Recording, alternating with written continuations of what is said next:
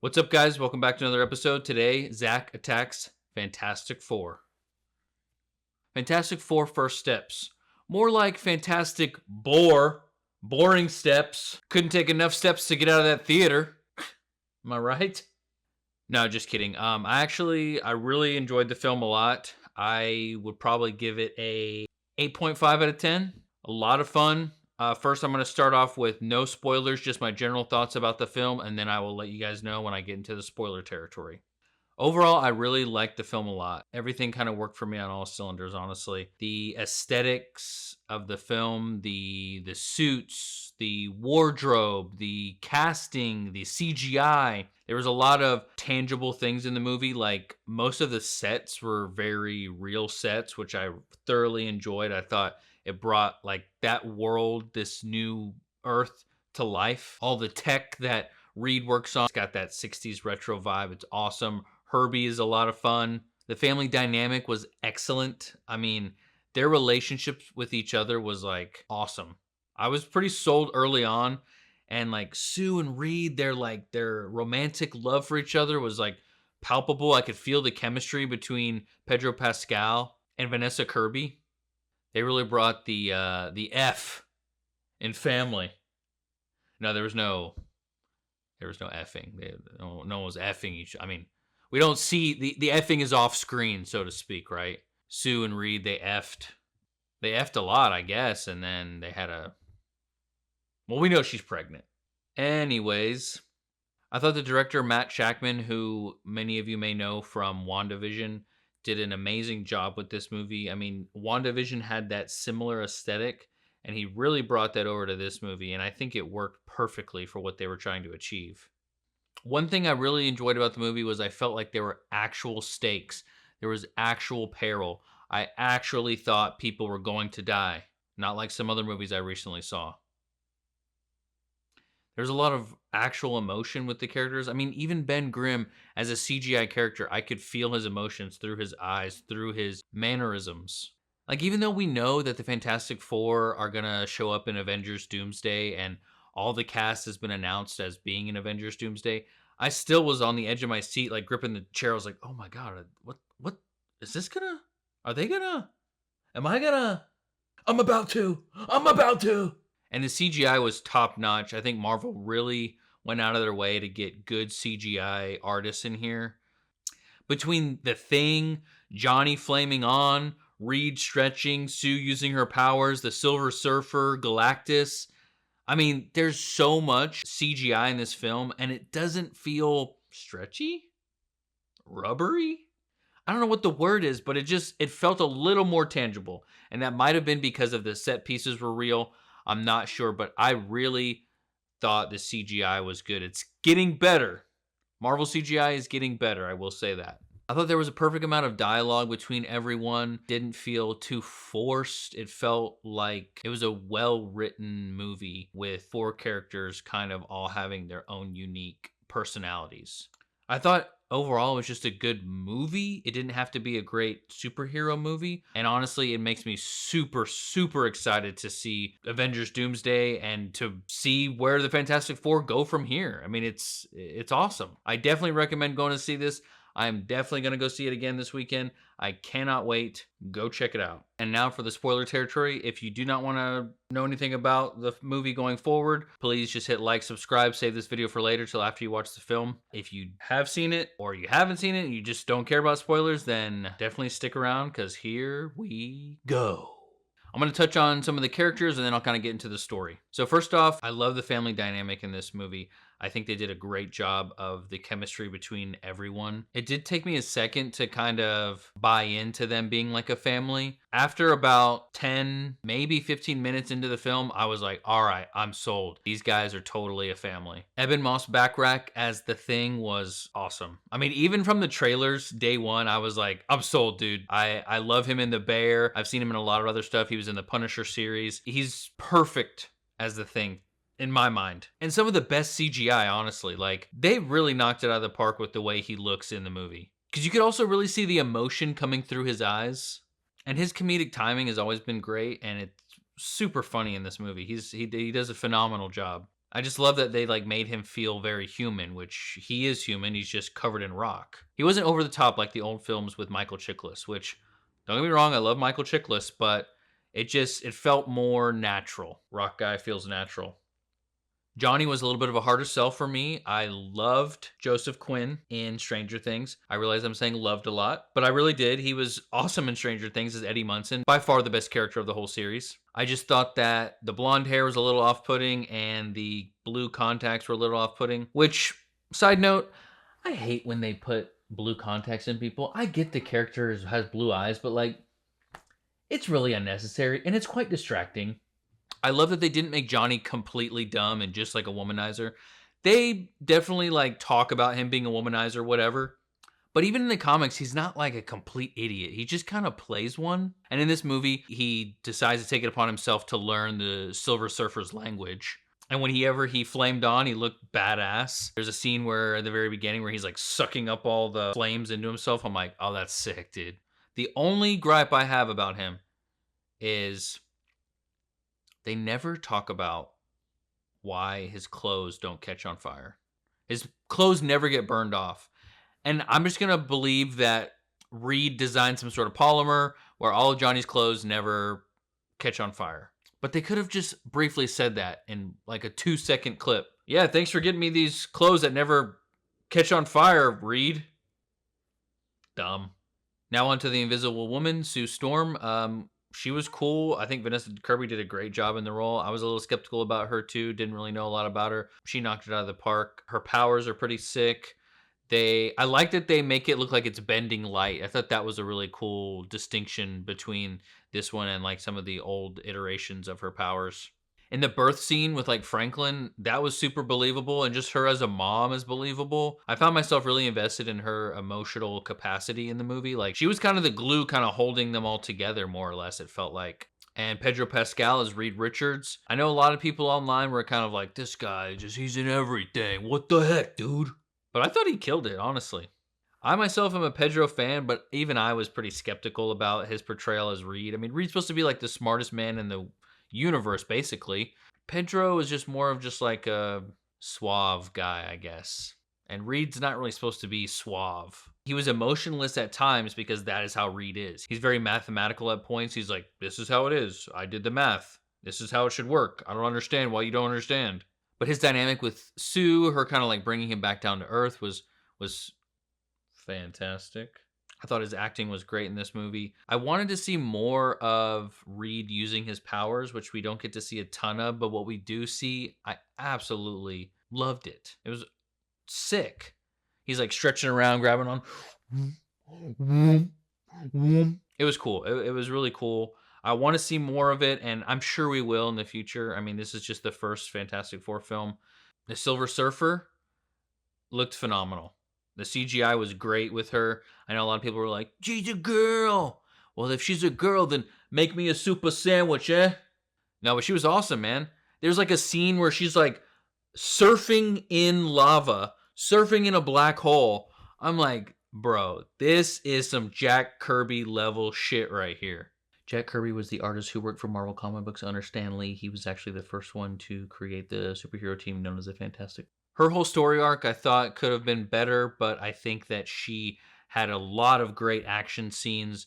There was a lot of emotionless acting in it because she's kind of supposed to be that way, but there was still great undertones of her true feelings coming through, and I thought it was great. It was very reminiscent of the 2007 Rise of the Silver Surfer film, but there wasn't as much emotional connection to her with the Fantastic Four or with Johnny as much as I would have liked to have seen, just story-wise. But overall, she looked badass, and she was a great foil for the Fantastic Four. Now, Galactus was pretty freaking menacing when they board his ship and they see him and he's huge and big, and they're like, what the hell is this thing? That's what she said. But he was super terrifying, especially he's like, hey, give me your baby or I'll take your whole world. And they're like, nah, dude.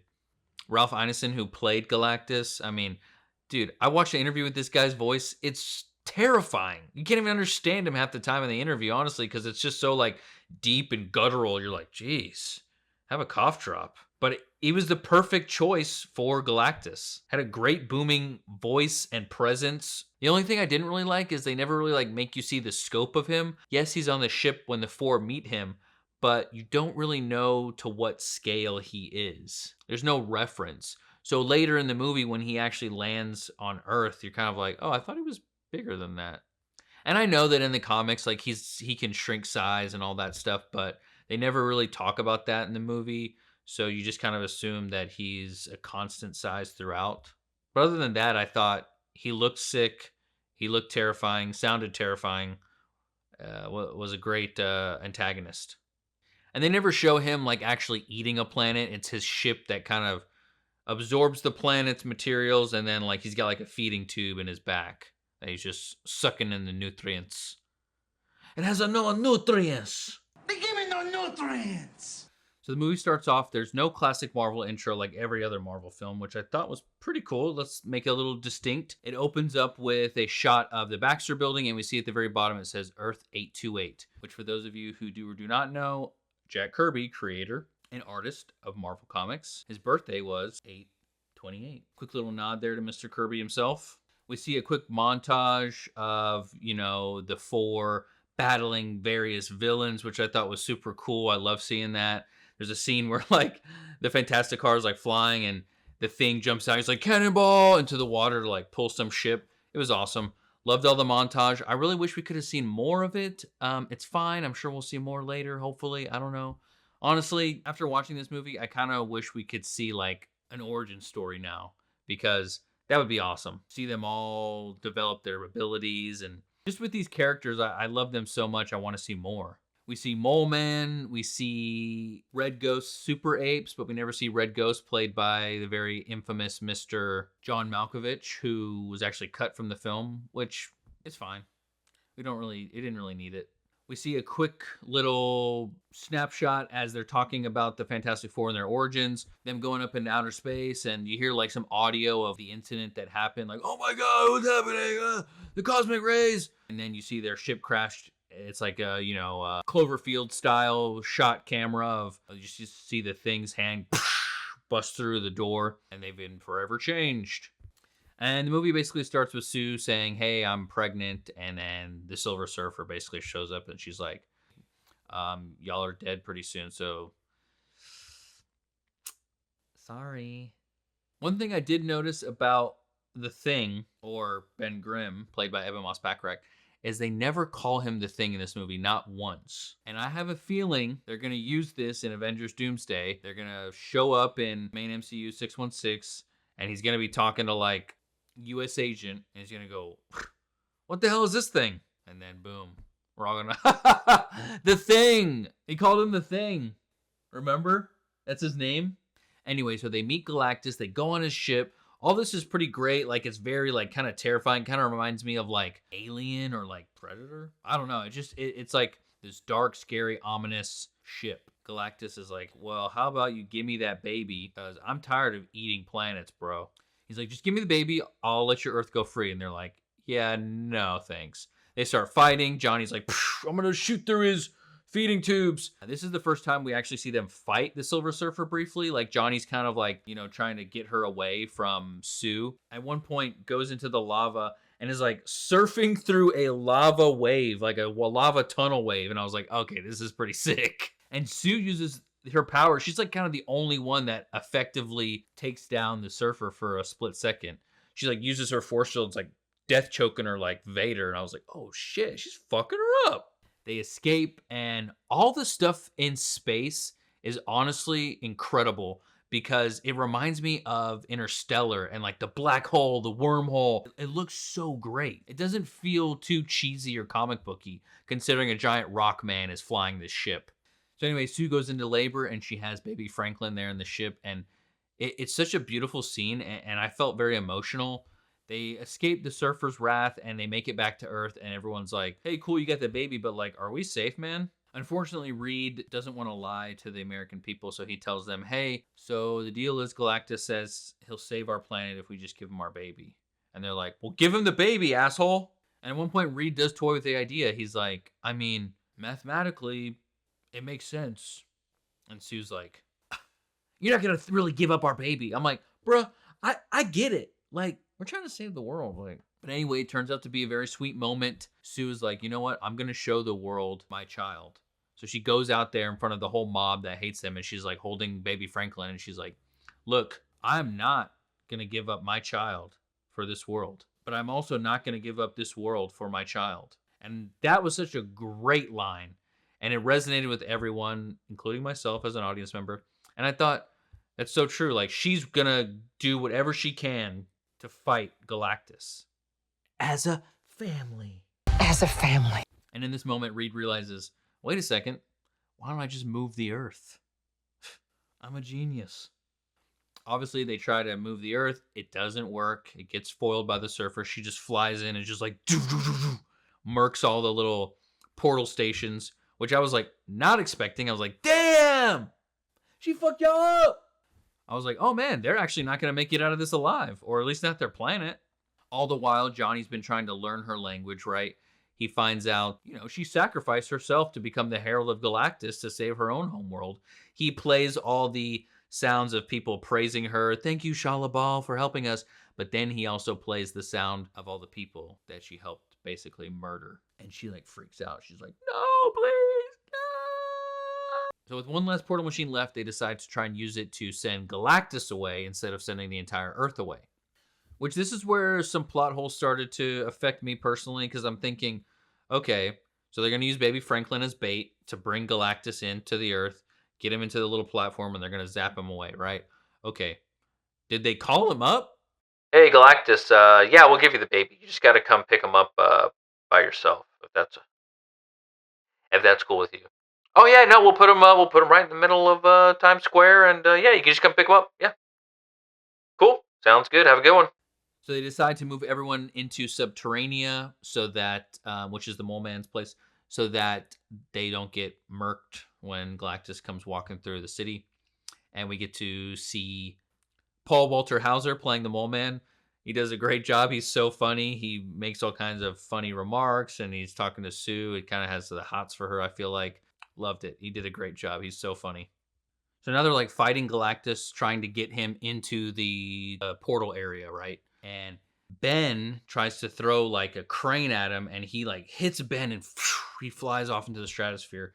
And Johnny has to take off after him. So Reed's trying to stop him as well, and he grabs Reed and starts like stretching him apart like as far as he can go.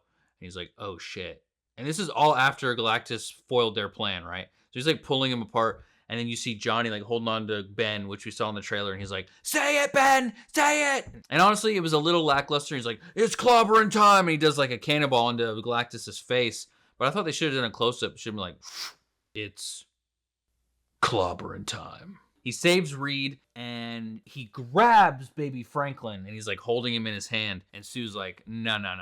Don't fuck with my kid. And she starts using all of her powers to push him back into the portal. They push him into the portal. Reed's managed to grab baby Franklin, and it's sick. It's awesome. It's all this great action sequences, but the portal's not closing all the way, and he's like comes back out with his hand, right? Johnny says something like, Uncle Johnny loves you, and like flies off to like sacrifice himself. And then the Surfer comes in and boom, hits him out of the way, and she like knocks Galactus into the portal, and it closes, and they save the day, which I kind of was hoping there'd be a little bit more emotion behind that, because we don't really get to see too much of Shalabal connecting with Johnny, but whatever. I mean, I thought that was sweet that she sacrificed herself. And now we see Sue like basically dead on the floor. They're all crying. It's very emotional, very sentimental. And then they put baby Franklin on top of her, and he uses his powers finally and brings her back to life, because we all know that he is the most powerful mutant on the planet.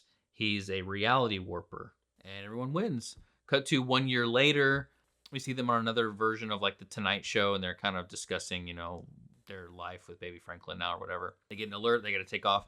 And there's this really funny scene where they're trying to put like a car seat in the Fantastic Car, and I loved every second of it. I'm like, this is so great. So great, so funny. And that's pretty much the end of the film. And honestly, I should probably bump it up a little bit higher. I'm going to go see it again, but 8.5, 9 out of 10. It worked for me on all cylinders. It's so great. And the post-credit scene, we see none other than Dr. Doom. No RDJ face, just Doom standing there with 4-year-old baby Franklin. This is 4 years after the events of everything we've just seen. is like reaching out to his face and he's just holding the mask. Very classic Doom mask. I mean, almost ripped right out of the comic books. Chrome style mask. Now, the 4-year jump was kind of interesting to me because I'm like, okay, well, then I'm wondering where does Doomsday play and the end of Thunderbolts play? But honestly, I guess we'll have to wait and see. But I don't have too many complaints about this movie. I've pretty much let them be known. Also, I want to say The Thing with a beard, pretty sick. It's a great film. Go check it out, guys. Definitely worth seeing in the theater. I got my Fantastic Four shirt. It's great. And thank you guys for watching. Please like, subscribe, all the good stuff, comment. Thanks again.